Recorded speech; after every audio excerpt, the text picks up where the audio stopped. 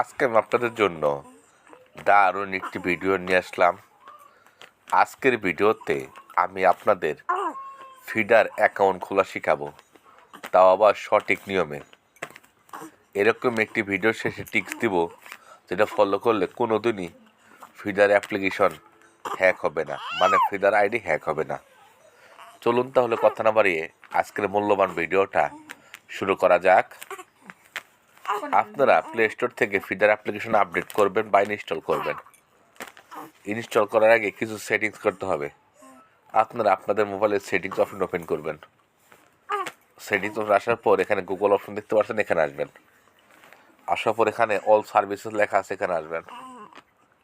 All সার্ভিসে click করার পর এখানে অনেকগুলো অপশন চালু হবে। এখান থেকে আপনারা ফোন নাম্বার শেয়ারিং নামে একটা অপশন দেখবেন, এখানে আসবেন। এটা অফ থাকলে আপনারা অন করবেন। এখন আপনারা আপনাদের মোবাইলে ফিডার অ্যাপ্লিকেশন ওপেন করবেন।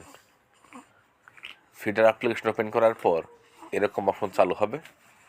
ফিডার অ্যাপ্লিকেশন চালু হয়ে গেছে। এখানে সাইন আপ নামে একটা অপশন আছে, এখানে আসবেন।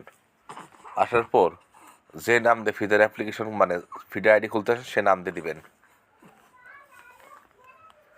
নাম দেওয়ার পর ইউজার নেম দিবেন। এখন জন্ম মাস, জন্ম তারিখ এবং জন্ম সাল সিলেক্ট করবেন। ছেলে হলে মেল দিবেন, মেয়ে হলে ফিমেল দিবেন। ইমেল দিয়ে খুলবেন না ফোন নাম্বার দিয়ে খুলবেন সেটা দিবেন। তো আমি ফোন নাম্বার দিয়ে দিচ্ছি। দেওয়ার পর পাসওয়ার্ড দিবেন, কনফার্ম পাসওয়ার্ড দিবেন, রেফারেন্স দিবেন। রেফারেন্স দরকার না, সাইন নামে ক্লিক করবেন। খুব সহজে ফিডার অ্যাকাউন্ট খোলা হয়ে যাবে।